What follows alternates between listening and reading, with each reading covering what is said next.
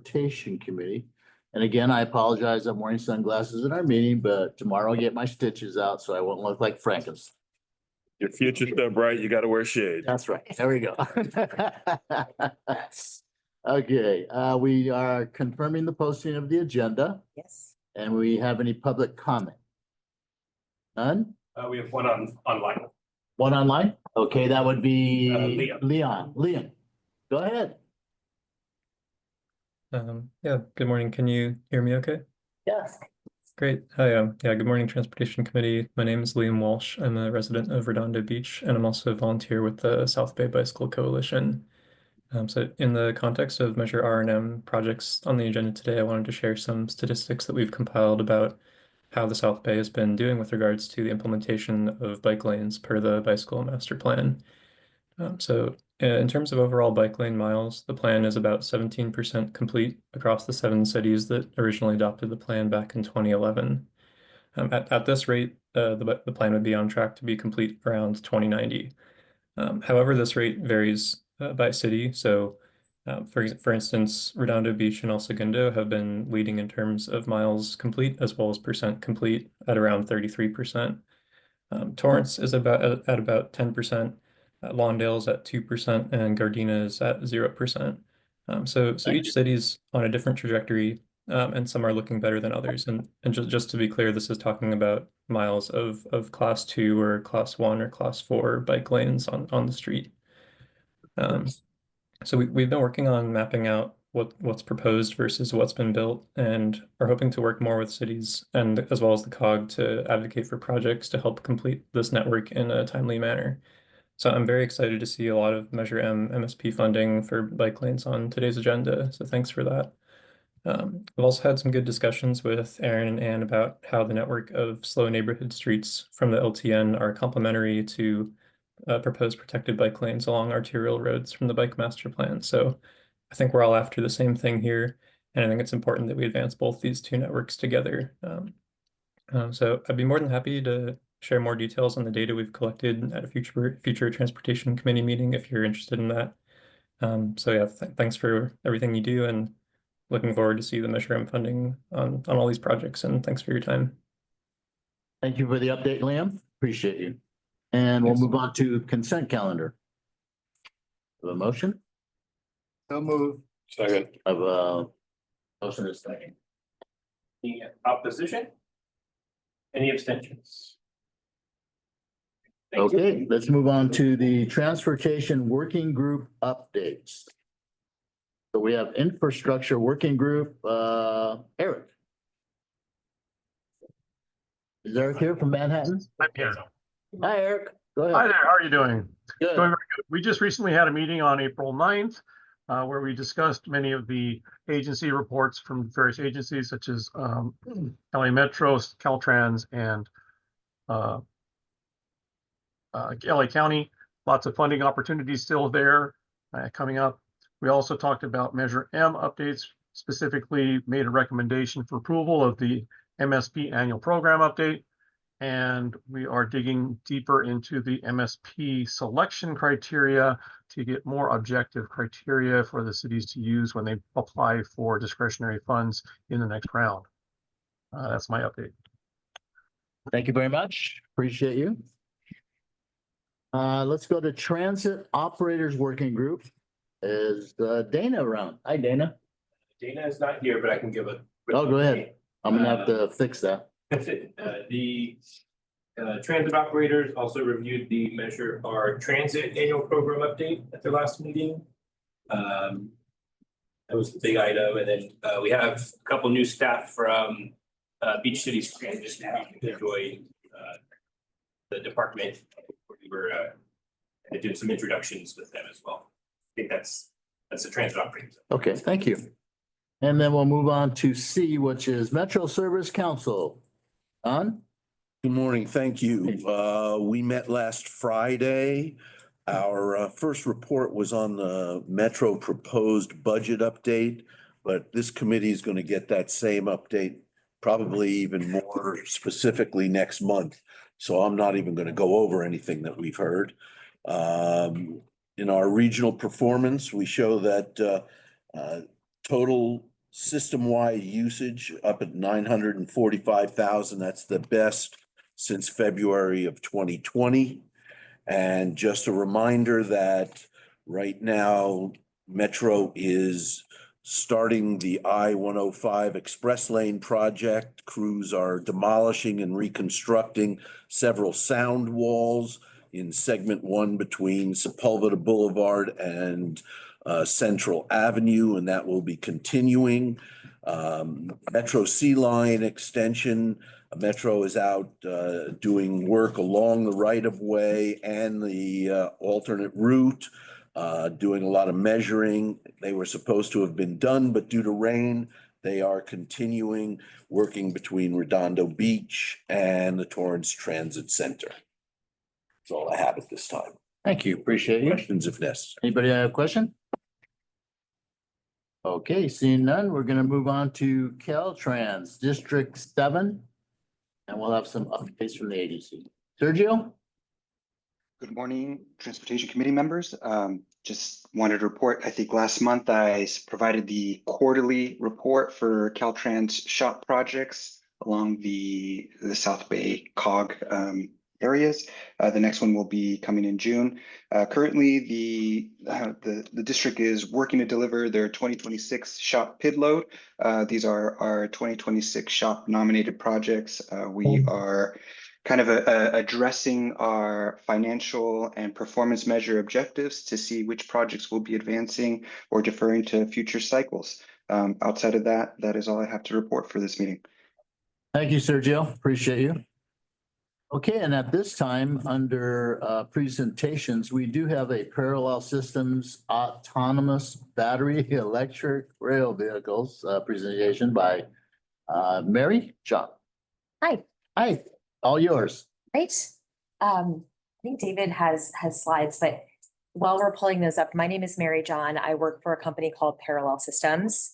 We are based in downtown Los Angeles. So I was very happy to drive down here and actually meet some people in real life today. Not often that happens.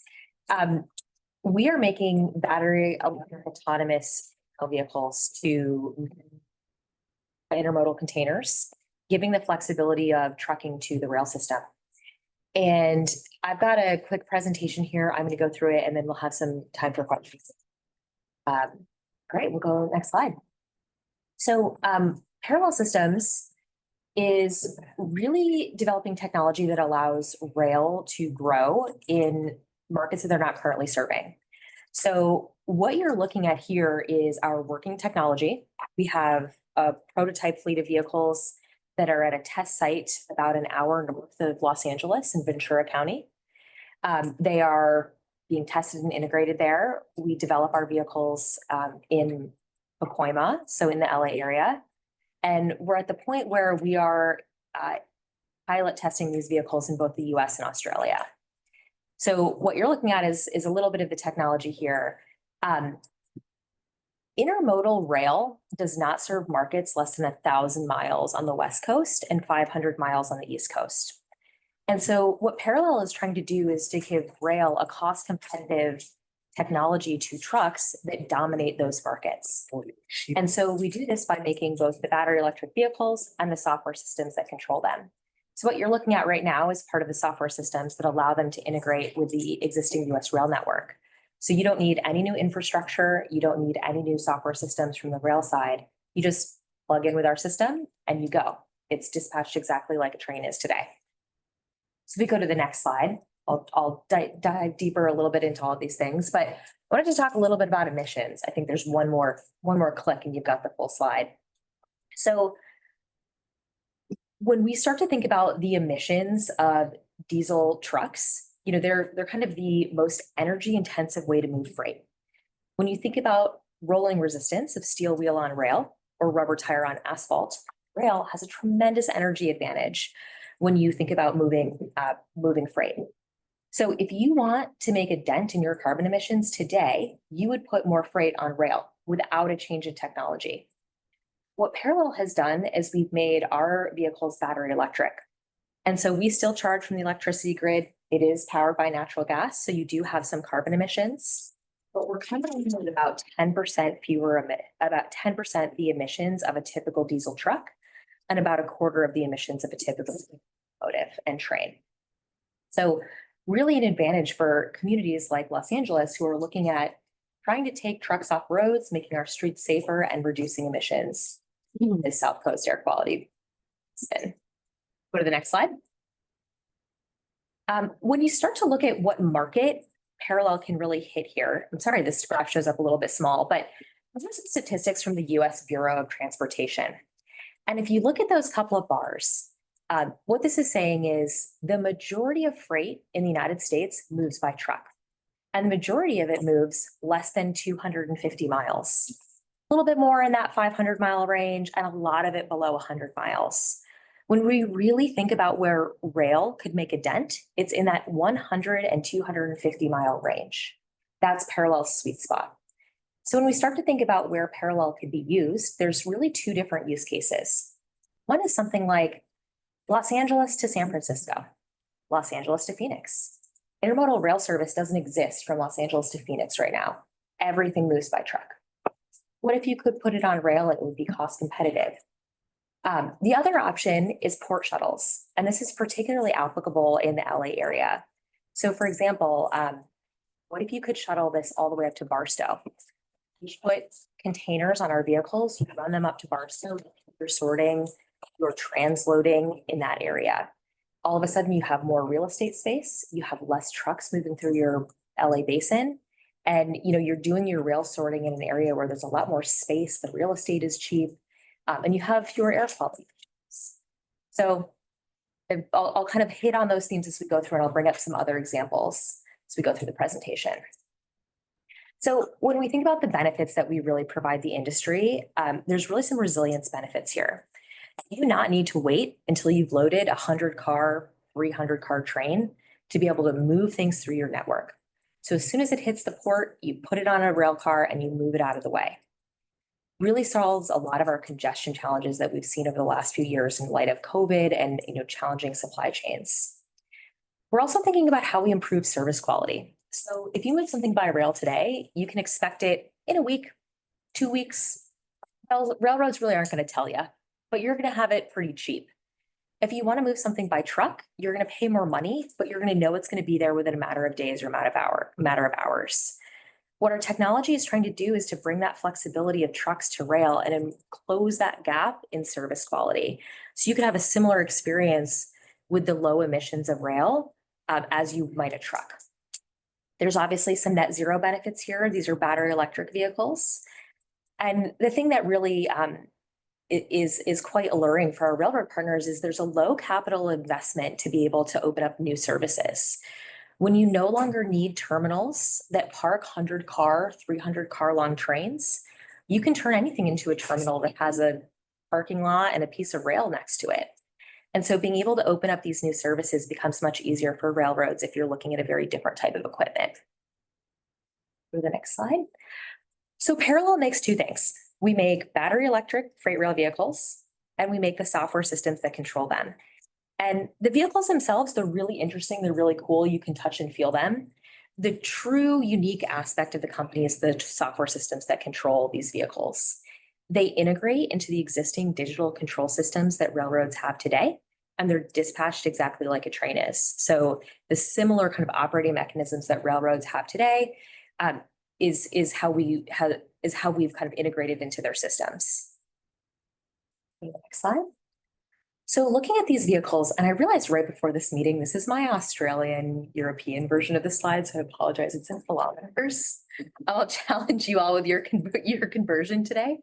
But we're looking at vehicles that are going about 60 miles an hour. They can head up grades, so we can handle the mountain ranges in this part of California. We are looking at a 250 kilowatt hour battery. This is about a 500-mile range. The batteries are very flexible. So if we need more range, we need less range, we want a less expensive vehicle, you can kind of pick and choose how much battery capacity you have. And then we're looking at a power supply similar to that of a level 3 fast charger that you might find in a parking lot at a grocery store for a Tesla. What we've done here is we've taken all that power that's stored in a locomotive at the front of a train, and we've disaggregated it. We put a little bit of it on every single rail car across that fleet. And so you charge much faster. We're looking at charge times of 1 to 2 hours, and you need a lot less power to be able to charge these types of vehicles. And so when you install charging infrastructure, it can be utilized across many vehicles versus plugging in one battery electric locomotive and it sits there for 18 hours and charges because the battery is gigantic. Go to the next slide. And then this is a look at the interfaces. So we have a fleet control system that I've mentioned. It integrates into our customers' systems. We also have user interfaces. So there's many instances in the rail network where you are outside of a digital control system. So that might be in a yard, say in the port environment, where you actually need people to engage with these types of vehicles. So you can move them from point A to point B, position them under cranes. There's also a human element that will kind of never go away from this technology. So these vehicles are moving along the rail line and a tree falls down. There's cameras all around the vehicle. They can see kind of 360 degrees. They recognize there's a problem. We have a system that says, oh, that doesn't look right. There's something here. A person remotes in from a call center or dispatch center and then is able to, manage that problem or manage that exception. And so there's kind of an interesting jobs element here created with this type of technology where you have much safer, much more comfortable rail jobs because you're showing up at the same place every day. You are kind of dealing with different types of technology. And again, our railroad partners are very interested in these kind of safer jobs and the job creation provided by this type of technology. One thing that's not necessarily apparent is that these vehicles don't have couplers, so they're not attached to each other. They're all individually powered and they push against each other as they move through the rail network. So they have the ability to self-sort, to split, but they can come together and move through the rail network as a more traditional train. And this generates some aerodynamic benefits. There's a lot of energy benefits to kind of drafting off of each other. There's also some network capacity benefits as well. So the vehicles are very flexible in how you might want to deploy them through your network. This is a video. So if you click again, there's some really interesting things that you can do with this type of technology that you cannot do with a traditional train. And it really comes with the pickup and drop off, loading and unloading points in your logistics network. So you can send a box that's in the middle of the train into a customer spur. You bring kind of small batch freight or direct to customer rail service that typically doesn't exist today. And we'll kind of remember this concept as we talk about some of the examples in the LA basin, but what it allows is kind of an individual container, 2 individual containers to drop off at a customer location without needing another locomotive or employees to kind of come in and out and switch the rail network. Okay, so let's look at that a little bit further.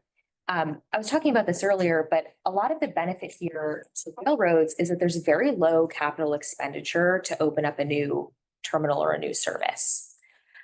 This means that you can bring freight directly to customers. So if there is a rail spur or existing rail, you can bring that in kind of small batch. And so we look at a lot of the large industrial distribution centers and warehouses and manufacturing sites, even in the LA area, and we see rail and we say, oh, that's an opportunity for what we call a micro terminal. You can bring rail cars directly into warehouses, places that maybe used to have boxcar service, and all of a sudden you've eliminated the truck traffic that's coming in and out of those neighborhoods. So we'll go to the next slide. And I think this kind of brings up some examples. This is in La Mirada, so this is a bit further east, but this is BNSF's network. And if you can look at those yellow lines up there, that's the rail network, and they have just there's like webs of rail into and out of industrial districts. And so if you start to look at rail served industrial sites, they are all over the place. And you can, bring your car in, drop it off, lots of different ways to do that. And all of a sudden you're providing rail service in a way that you've never been able to before. When you start to think about where do these types of facilities get their freight today, that is coming from a truck from the port of LA and Long Beach. So it is driving the 50, 60 miles from the port, it's dropping off, it's turning around again. And so when we start to think of parallel systems replacing dray service, this is what we look at. We go to the next one. There's another way to look at this as well. So this is in Marchfield, California. This is a bit closer to Palm Desert. This is a major distribution center hub. There are 68 freight handling facilities in 5 miles of the BNSF line here. There's a very small parcel of land. It's kind of 22 acres. It's running right parallel to the track there. You put some inexpensive lifting equipment, some forklifts, some reach stackers, all of a sudden you've eliminated, that 60, 80, 100-mile truck trip.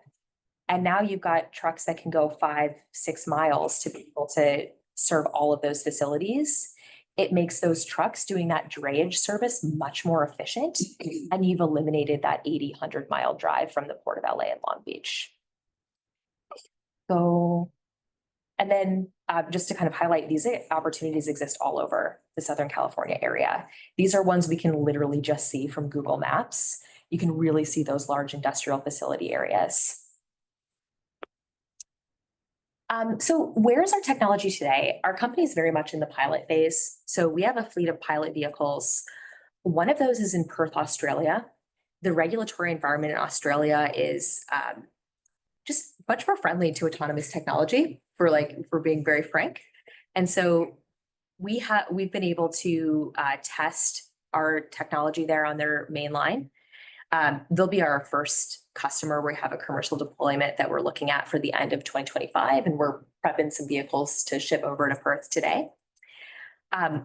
In January, we got approval from the US Federal Railroad Administration, which is the regulatory body here, to start our first US pilot in Georgia. And so this will be a test. We dropped off a vehicle there last week. It's slated to start the first week of May. And it will go through a number of phases. And it's basically to test this technology is safe to interact with other rail traffic on the rail line. And then by the end of that test, we have the ability to work with customers. So that's slated for the end of 2025 here as well. And then our kind of other partner that we're looking at here is Union Pacific. And Union Pacific operates into and out of the Southern California area, into and out of the ports here. They have a very significant train control system, positive train control system. This is kind of safety overlay. And it's very critical for us to be able to integrate and interact with that. And so they've been our rail partner who's helped us on the software side develop that. So we've used our test site in Ventura to be able to map all of that out and test it. And we're looking at a pilot with them in 2026. So as you can see, very much in the pilot phase, we're currently designing our commercial vehicles that will roll off the assembly line in early 2026. I think this is my last slide. This is our vehicle testing on mainline in Australia. And so they've got a bit of a different brand there for our vehicle. Our customer is the rail infrastructure manager, and they've got a port shuttle opportunity. But this is the vehicle out there doing some testing. So I'll pause there. That's a lot of information. I talked really fast, and I'll see if there's time for questions. But David, you let me know. Yeah, yes. Yeah, thank you, Mary. We appreciate you. So Mary is going to field questions. So anybody have a question? Go ahead. Thank you.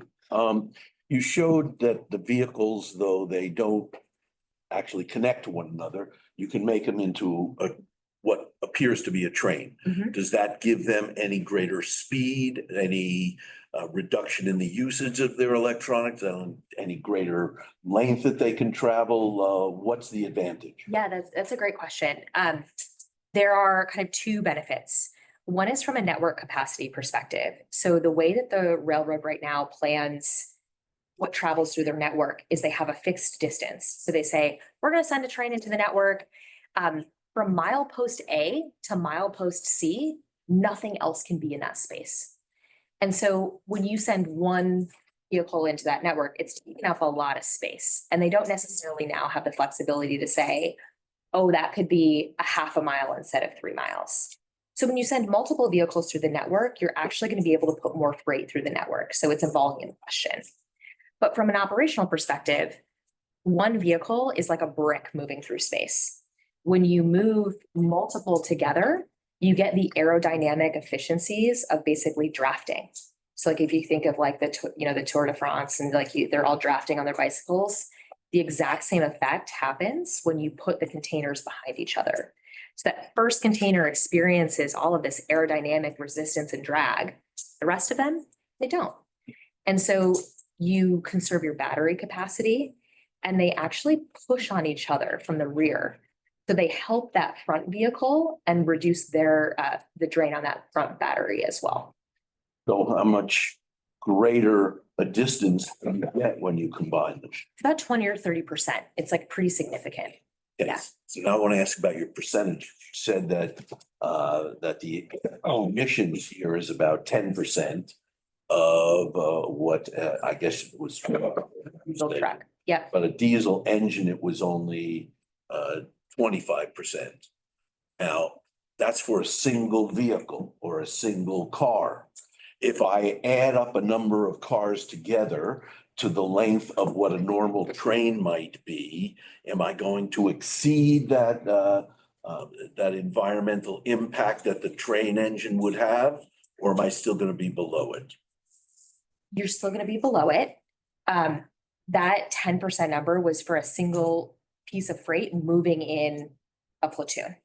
It's very unlikely that our railroads will ever move single cars. So we always look at something in a like 5-car platoon. We call them platoons, so kind of joined up train movement. So it's always going to be below that. You've got a battery electric technology, you have a lighter vehicle, and then you have those aerodynamic benefits. Thank you. You're welcome. Okay. Other questions? Gary. Good, Rick. So obviously the sound level compared to a locomotive is much less, but a lot of the sound of a train has nothing to do with the locomotive. How does that sound level compare? Yeah. Is there data on that? We don't have a tremendous amount of data. Like anecdotally, it's like much quieter. You still get like the screeching sometimes of the wheels, but you do not get the sound of that like diesel locomotive. One of the things that our customers, particularly in Australia, are interested in is like a lot of where their port currently is in the middle of like a growing residential area. And so they're interested in this type of technology because they currently have quiet hours. They can't run their trains from like 9 p.m. to 7 a.m. or something. With this type of technology, they think they'll be able to run their trains all night long because it'll be much quieter. There's some negatives to that though, right? When a really loud train comes through your neighborhood, you don't step in front of a train. You don't step on the rail tracks. There's safety benefits there. So we have a horn system that can play any type of warning. So as we know we're approaching, say, like a grade crossing, we can we keep our horn, we play a certain pattern, we can say like trains coming through. We have a lot more flexibility around what we can actually play in communities so that there's like a real safety element there as well. Thank you. In terms of availability in the marketplace locally, I know you said you'd be pilot, but when do you think that really? Yeah, so all of the vehicles, so our commercial vehicles will come out in 2026. We've got a capacity about 50 to 100. All of those are sold already, and none of them are in California. A couple of them on the East Coast, kind of like Georgia, Atlanta area. The others will go to Australia. So it's very likely that it would be pilots in 2026 in California and then full-scale service in 2027 and beyond. Has you guys begin talking with the Port of LA or the Long Beach Port? Yeah, we've had a number of conversations with them. They're very aware of us. We've talked to PHL, the short line railroad there as well. It's unlikely that will be our pilot location, right? Lots going on, very critical infrastructure for this area and the US economy.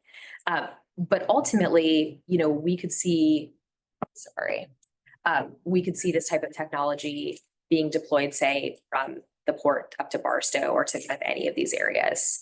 So Union Pacific, we're working with them. BNSF knows who we are. They've seen our technology. They're a little bit more risk averse.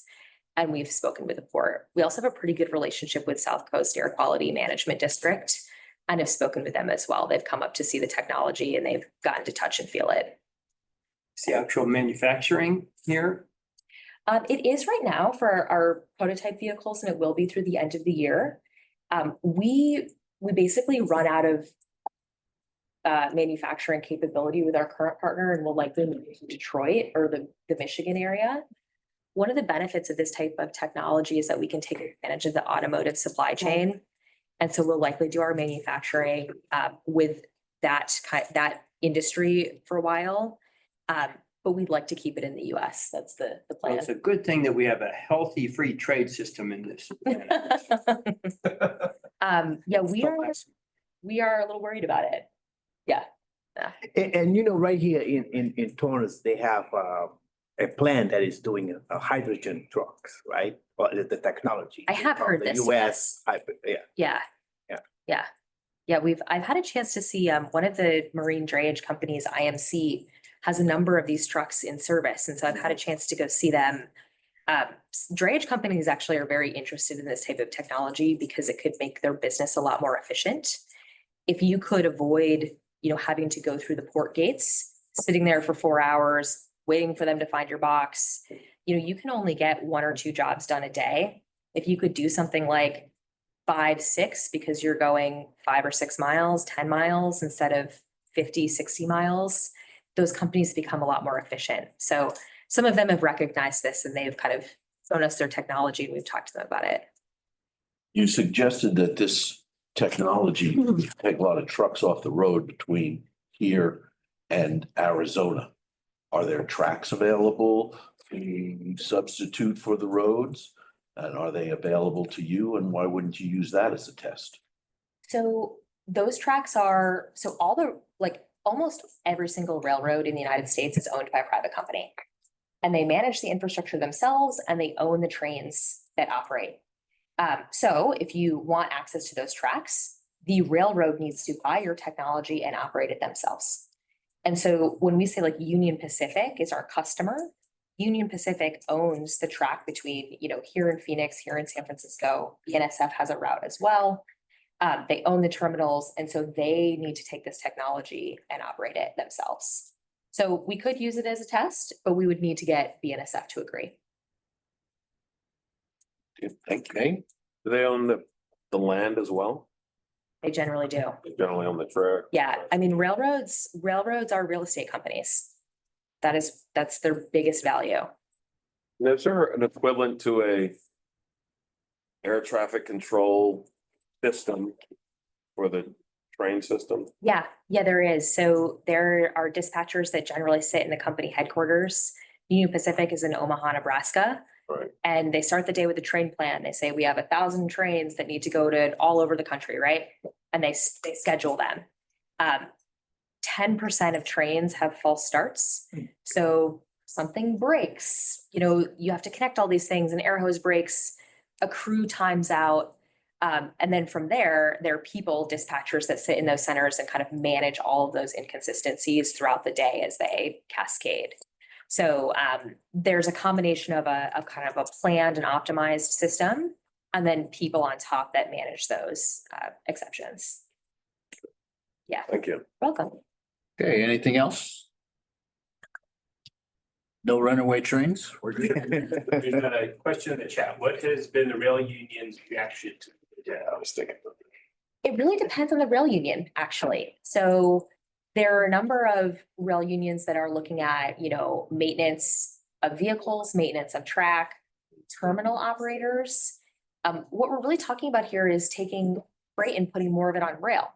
And so if you're generally growing your volume, you should be growing your jobs, and you should be having new jobs, because this is a very different type of technology to maintain. And so when you talk to the maintenance unions, they're generally pretty positive about it. When you talk to the locomotive engineers and the conductors, the people that are actually driving trains, it's very mixed. It's an autonomous technology. It's scary, right? This is also, it's very much meant to be additive. We will have trouble competing from a cost perspective on the train that goes from LA to Chicago. Railroads are really good at doing that for very, very cheap. But 15, 20, 30 years from now, does this type of technology take those jobs over too? I think that's how they think. But there is a safety benefit to this type of technology. A lot of rail injuries actually happen when you're in the yard in between cars, connecting brake hoses, connecting couplers. And so when you take people out of that plane, when you take people out of that equation, jobs become safer. So we've had mixed reactions. Thank you. Welcome. Okay, so we appreciate you. There is a way for anybody that has questions to contact Sue. Yes, my email is up there and I'm sure that will be in the meeting notes. Okay. So I'd be happy to, take more questions over email or have individual conversations. All right, thank you very much. I appreciate that. It was a Thank you. great presentation. Thank you. And we'll move on. Fascinating is right. David, measure R and M.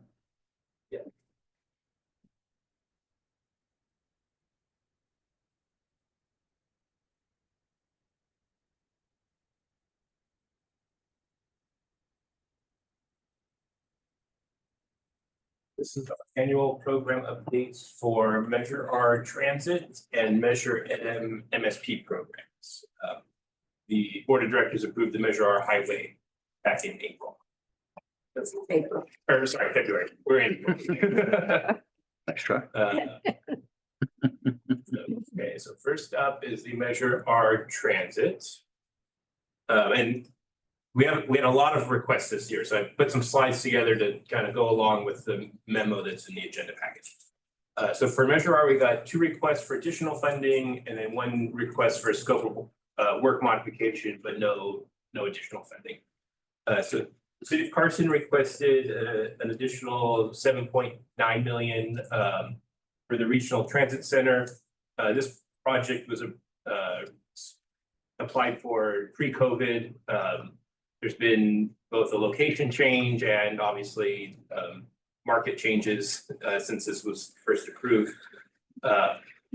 This transit center is now at Cal State Dominguez Hills.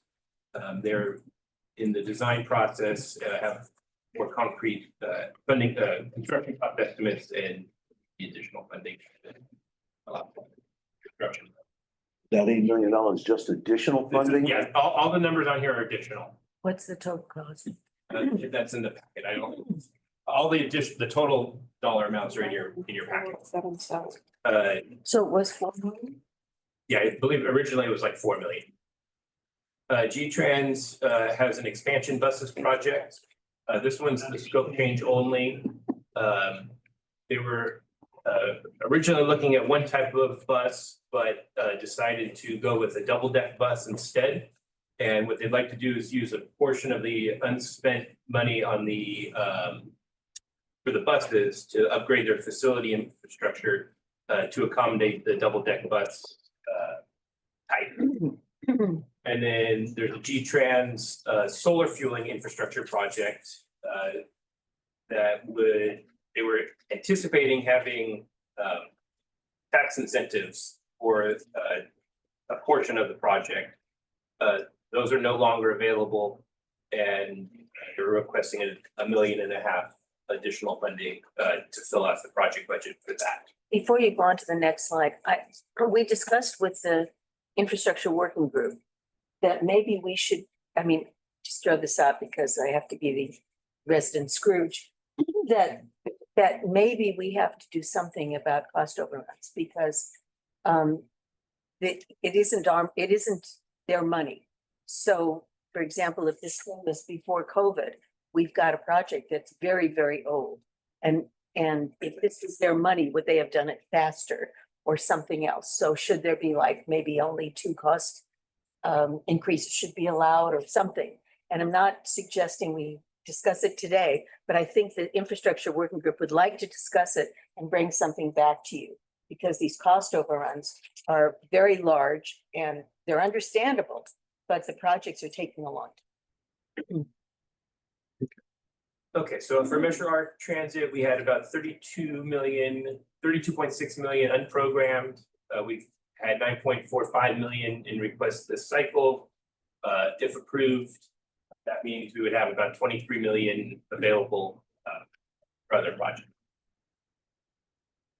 That only money for the auto component or the child or no, you said you approved something in February. Yeah, this is the Measure R Highway was in February. Okay, so this is. So this is just for transit capital And is projects. this remaining money only for transit? Yes, this is just in the transit program. Page 11 and 12. I don't have the whole agenda.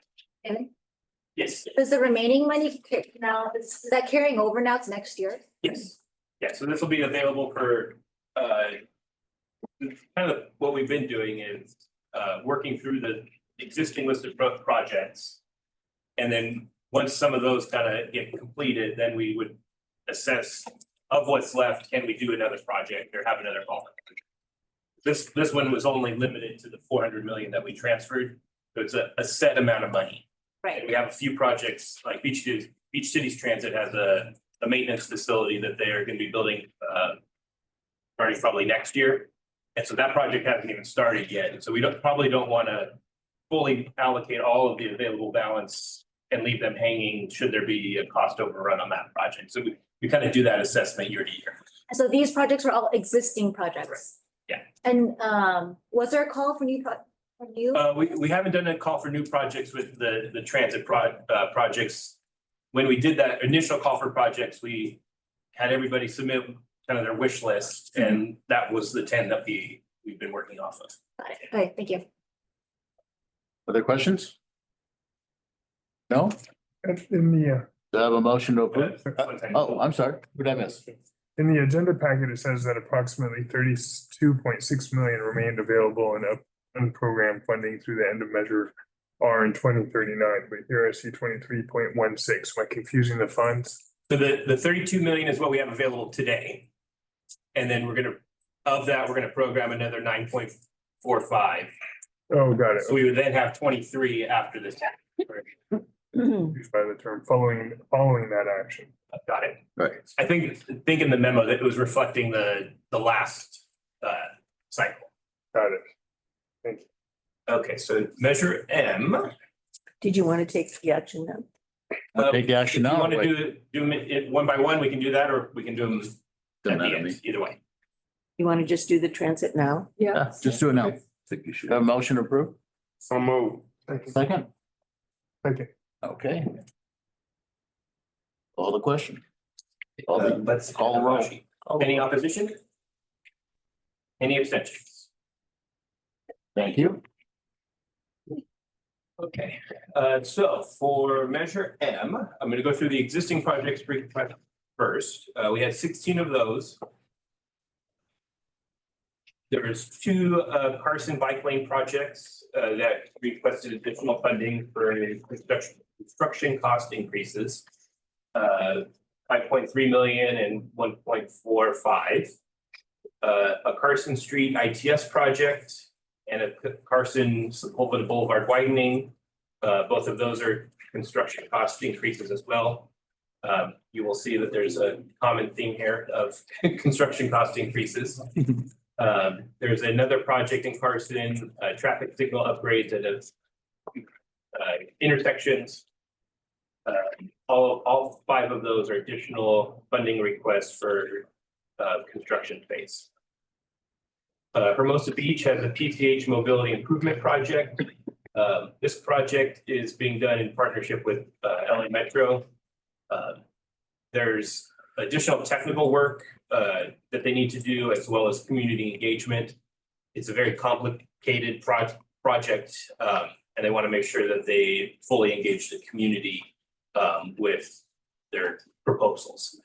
This is $3 million additional for that project. City of LA requested they have a crossing and pedestrian upgrade project throughout San Pedro, Wilmington, Harbor City area, requesting 2.3 million for that project. LA County has a Westmont West Athens pedestrian improvement project as well. There was additional design work that needed to be done a couple of years ago on this project that they did not kind of foresee. that required them to pull some of their original construction funding into the design phase, and so they now have a funding shortfall, as well as construction costs have gone up since the original project application.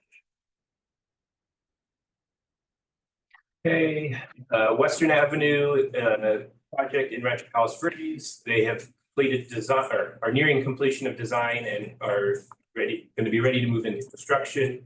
They're requesting the 3.6 million for the construction phase. Redondo Beach's North Redondo Bikeway, Felton Lane project. They're in construction and need an additional 600,000 for cost increases. And then the partner project, the Inglewood Avenue section, they're finishing up design and moving into construction on that one. The Redondo Beach Traffic Signal Communications Project, that one is both a scope change as well as a funding increase. They would like to move the originally proposed Torrance Boulevard improvements to Inglewood Avenue instead. And then they needed to request the additional 300,000. Rolling Hills Estates has two requests. The first one is the Rolling Hills Road Bike Lanes project. They're finishing up design, moving into construction. So this is new money for construction phase. And then there's the PV Drive at Dapple Gray project, which is a funding shortfall due to construction costs. And then there's two Torrance projects. One is the School Safety and Accessibility Program. Similarly, construction cost increases. And then Torrance Fiber Network and Signal Optimization Project. They're requesting the 1.5 million for phase 2 design. They've received money for funding for phase 1 design already, and this is the phase 2 design. So that's it on the existing project request. I'll pause there for any questions. Questions? Yes. Can you just tell us how to read these tables in terms of the colors? Like, Oh, yes. what are they? In the charts.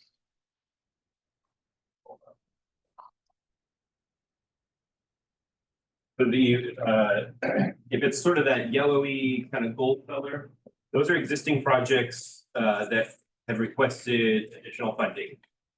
If it's that kind of light blue, it didn't print out as dark as it shows up on the computer, but the light blue is just a request to move the years of funding that the programming years. There's no change in the total dollar amount, but let's say they had money in this fiscal year that they want to now move out 2 years. It's that type of change. And then the light green ones are all the new project requests, and all the new projects are always at the bottom of the chart. Okay, got it. Thank you.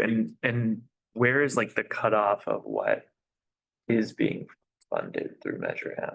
Because these are all the requests, right? Does the tables show? They're all being funded. They're all, this is Everything- everything that's everything, being yeah. funded. Okay, thank you. Other questions? No one is being turned down. Yes, this year we were able to, Funded. particularly because of when they were needing the funding, we were able to approve all of the requests. There's a couple projects that submitted for design through construction that for our policy, we only fund the design phase first. But everybody that submitted a request, you're able to recommend approval. But you can see, since we do design and then we do construction, the cost of the project keep going up and up. And this year we can do this, but we can't do this. Okay. We're seeing the end of the line. Yeah, I think this was the main conversation at the infrastructure working group. We're approaching that age of the program where there's a lot of needs still out there. So we may not be able to do a call for new projects every year.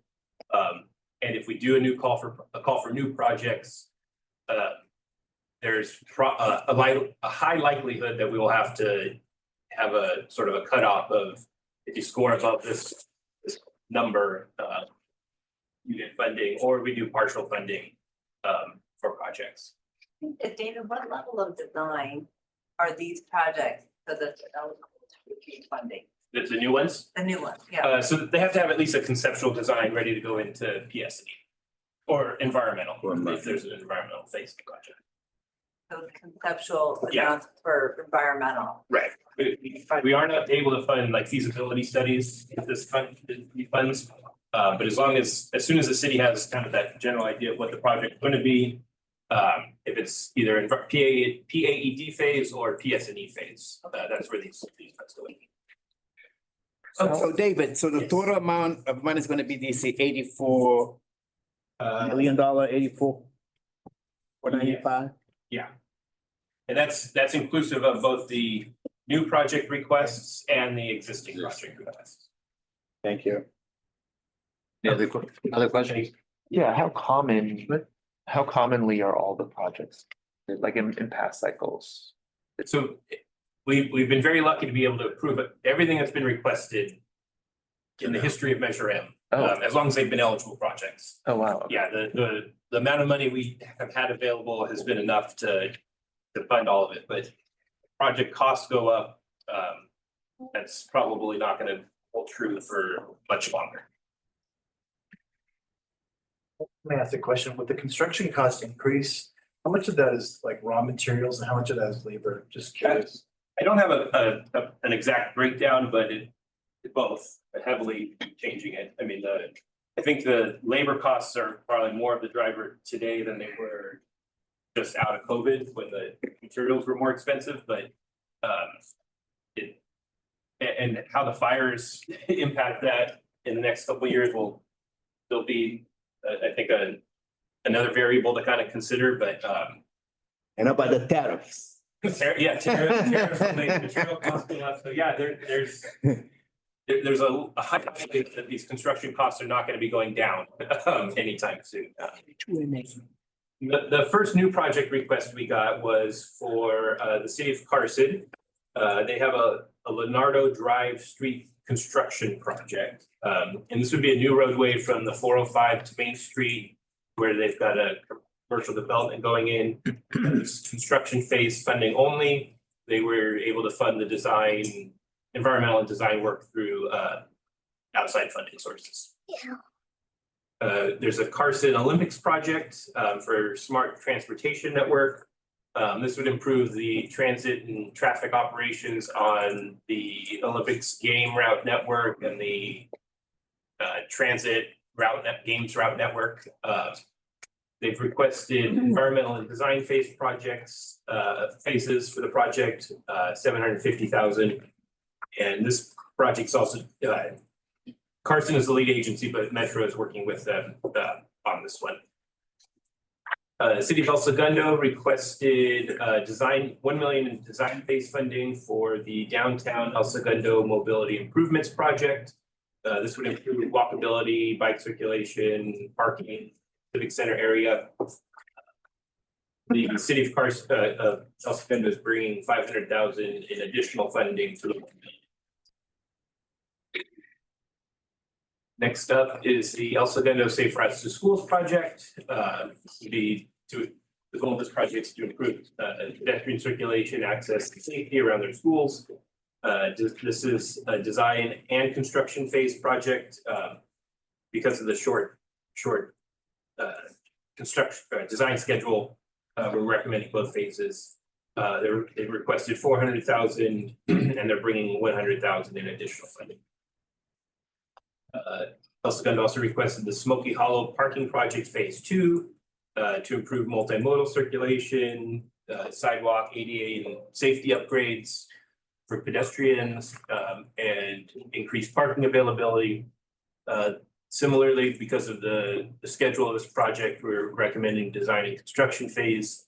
They requested 6 million and they are bringing an additional 2 million to the project. The city of Gardena's traffic signal network upgrade project would implement their ITS master plan that they just completed. This is a pretty large project, about 19 million in total. Because it's got a longer design phase, we're recommending just the design phase funding for this one. This cycle, 1.8 million. Hermosa Beach also has a new project request for Hermosa Avenue safety improvements. This would implement, design and in the future implement curb extensions, class 2 bikeways, pedestrian refuge islands. And then they would adjust the parking for line of sight safety issues. They're bringing 110,000. They requested 440, and this is for the environmental and design phases. Lawndale applied for their local travel network implementation project. This short design and construction phase, 1.648. Redondo Beach has an existing metroactive transportation project. This is a multimodal, a multi-jurisdictional project for improving pedestrian and bicycle facilities through Redondo Beach, Lawndale, Torrance, and then the El Camino Village unincorporated area. This would be a portion of the construction, and they've requested $4 million. Final two, both Redondo Beach. One is Redondo Beach Avenue Bike and Ped Safety Project. This would be signal upgrades, intersection realignments, and first last mile connectivity projects. Another short schedule, so we're recommending environmental design and construction, $4 million. And then the last one is the school safety and accessibility program. And similar to the El Segundo and Torrance projects, this would improve safety and accessibility near their schools to encourage walking and biking. Design phase only for this project, and 600,000. So big picture, we have through fiscal year 27-28, 141 million unprogrammed. Existing projects this cycle is 55.8 million. New projects 28.7 million. And so we'll have approximately 56.5 million available through 27-28. But we get in October our 28-29 allocation for Metro. So this is what we have today. Next 6 months, then we'll know that final year later on. When we fund the design phase, do they give us some idea of the potential size of the project? I kind of have like a placeholder outside of the view of the spreadsheet. So I have an idea of what the future demands. Okay, so what does the future demand on these projects look like? Do you know? I have to pull them up on the, I don't have them on the slide. I think that would be good for us to know. I mean, because if it's over 56 million or whatever. I don't know if anybody else has any other. Yes, other questions while he's kind of doing a little research? Graham? No. Okay. So the next cycle is 28-29. So we get, every year we get the 5th year of funding, the new funding for Metro. So the new year will be 28-29 funding. And we'll find that out in October of this year. The 50 million we have remaining, it should take us through fiscal year 27-28. Yeah, that's what we have available through that year. And then in October, we'll find out the additional 28-29 million. So that'll grow by probably another 50 years. Okay. But the funding you get for from a certain year just goes into the pot and can be used on Measure M projects. Does it have to be used on projects for that year, or? It's kind of, without getting into the super weeds of it all, this is the programming. What is actually spent is a very different story. Projects run into delays and that sort of thing. Right. They kind of get behind. So there's a lot more wiggle room, I would say, in how much money each project can actually get in the year, and how much we have to actually give out to projects, because a project hasn't requested as much reimbursement as they thought, so they're more programmed than reimbursed. Right. Okay. So for our sake, we just have to kind of look at the programming just for consistency. And so there may be a day where we don't have a lot available to program, but there's a lot unspent. So in theory, we could allocate something to some of that money, but you kind of just be borrowing from the future. And so we don't want to get overly complex and create a mess at the end of the day. Okay, so let's see.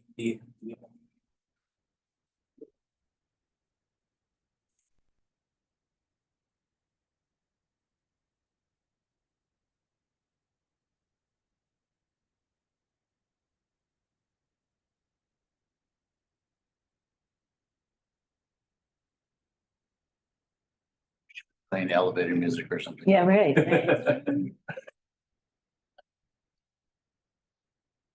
So the Gardena project, the ITS project is about 17 million in the future.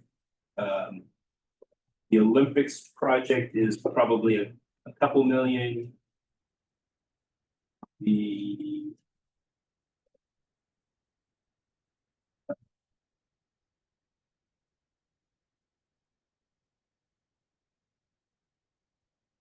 first Hermosa Beach project, the existing one is about 16 million or so. We don't have them added up somewhere.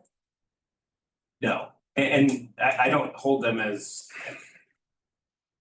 very accurate because. No, I assume they're not accurate, but the point is it is some kind of a liability that we're taking on for the future.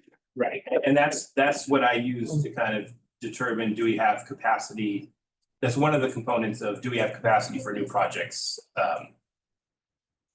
Hermosa In Beach, any cycle. Hermosa Beach is 16. Yeah. Maybe you But can but have. similar to the like the Carson projects and stuff, that was a project that was proposed pre-COVID. And it would be a total rethinking of PCH through Hermosa. So that 16 million, I would say, is probably not the best estimate in today's world anymore. But David, can you have the number for us at the board meeting? Sure. That's totaled. So that we can see what the liability is. Okay, I think Lucas Manocha had a question. I saw your hand up a little while ago. Maybe that was just his cursor. Okay, yeah, maybe. Okay, we're good. Any other questions before I move on? Motion, Yeah, we would need. motion approved. So moved. Do I have a second? Any opposition? Any abstentions? Okay, thank you. Thank you. See anything in there for the gardening bike path? Just thought I'd bring it. Just saw you throw that in there. 0%. Okay, so the next item is the request from the city of Inglewood for extension of the deadline on the Measure M sub-regional equity program funds. As a reminder, those funds were originally programmed for or allocated for the Centinela Grade Separation Project. A couple years ago, the city requested those funds be transferred to the ITC project instead, to serve as the backstop that was required by the FTA.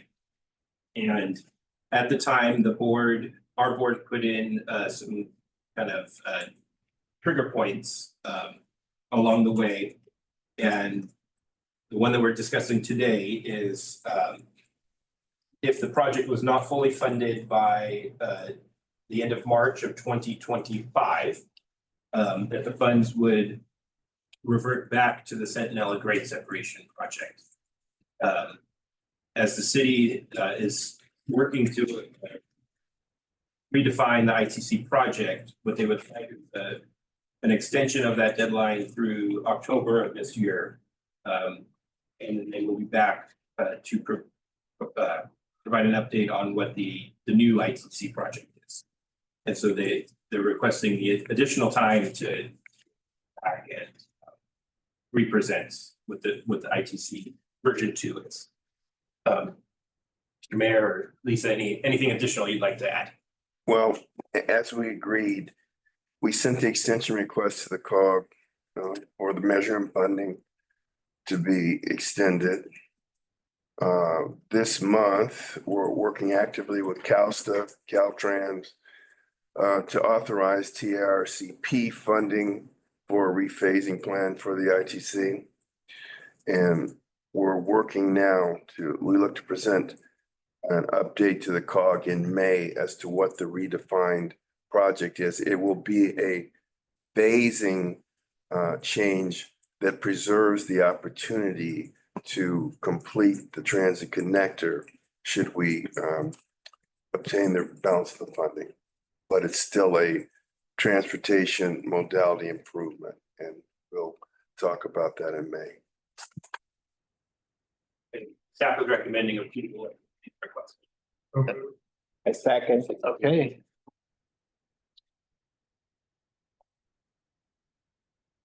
Carol, you were the second. Yes. Any opposition? Any abstention? Thank you very much. Okay, how about a 3-month look ahead? Jackie?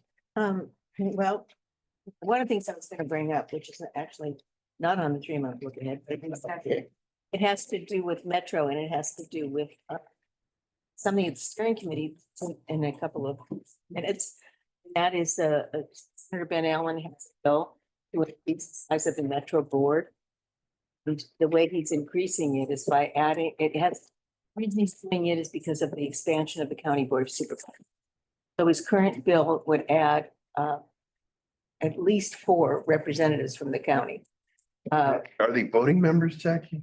Yes, they're voting members. That's not fair. And unelected, right? And what they're, That's not fair. Elected. they don't, well, They're all. okay, one of the things that he's suggested is the county CEO.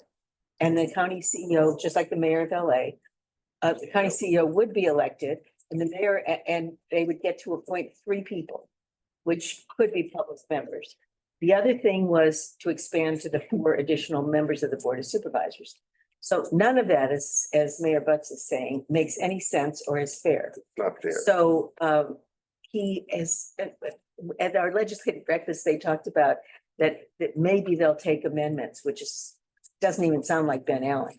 But I'm endorsing them. I don't know if I'm going to now. So I just wanted to mention that I brought this up to the sub-regional executive directors because all of the COGs are affected by this, obviously. And David did some really great analysis on the amount of, if the county is representing the unincorporated area is not that big. And they don't need 9 members or whatever on the Metro board. So we're having a conversation tomorrow with Ben Allen's office, with all of the executive directors. And I just think that he's got to come off of this. It makes absolutely no sense. I know Metro's against, but this is coming. I don't even know if it's coming from the county. I mean, it's just bizarre. So I just want to bring that to your attention. Thank you. May I add on that, Jackie, that there was discussion around the table that rather than the executive officer appointing anyone and there being 3 seats, that those seats go to representation from COGs and or cities so that there might be more balance against the county. The question is also, do you want a 22-member board? This is talking about. So, I mean, But it doesn't even make any sense. What? Doesn't make sense. It's still 11 billion people in the county. They're still represented, but now they get extra votes. So they get extra weight well, per capita, and that's not fair. Well, in the air quality district, for example, the county gets 1 member and the supervisors have to decide. So what this bill is saying is that as the board expands, all those supervisors have to sit on the board. It's just. So what's Ben's rationale? Why did he do this? Why is he doing? What's his interest in it? Exactly. We're speculating, we don't know. I think that's a wonderful question to ask. It doesn't sound like a traditional Ben Allen bill. Right. I would assume there's something else at play. Yeah, which we don't know. We really don't know. Well, he went to high school with my daughter, so I'm gonna beat him up. He wants to be a supervisor. Mike, Jackie, Mike has something. Mike? I just, I just sent you, David, and the mayor, the copy of the letter that Stephanie released this morning in Metro opposition to Senator Ben Allen. So you have a copy of that. It's very adamantly opposed. It's what's interesting is what we couldn't figure out right away is why he's doing it now, since the supervisors don't come on till I think 2031 or something. Right. But this executive comes on 2029. I think he's doing it because of the executive, because they've added seats for the executive. So we think that's what's going on. Just for context. Mike, are you? I can't hear you. I'm sorry. Oh.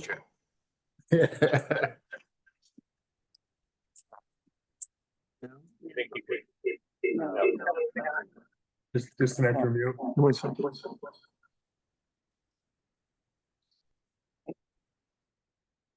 There you go. All right. So the county right now, if we look at it per capita. So the county has 5 voting seats, City of LA has 4, and then all of the other cities are represented by 4 members. In the proposed 22-member board, the county population, 1 seat will represent 76,000 people. For the San Gabriel Valley seat, 1 seat represents 1.47 million. For the southeast sector, it's 1.6 million. So it really skews the balance of the votes for the county. The county will have a majority of the board when you add up the CEOs and the new supervisorial seats. So yeah, this is the hot legislation, I would say, for the month. We take a position of opposition. To do that at the steering committee, you could do it here too, I suppose. No, it needs to be virulent opposition. I don't know if you can, is it on Not the? on the It's not. agenda. No, No, it's on the agenda, I think, at the board meeting. Yeah. I mean, at the steering Steering committee. committee. So a half hour now. Then yes. Stay and do it. Okay, I just wanted to mention that. And on the look ahead, you can see that we're, we don't have any. Yeah, we'll have a budget presentation next month for Metro. Because right now the ITC team is still planning to come back.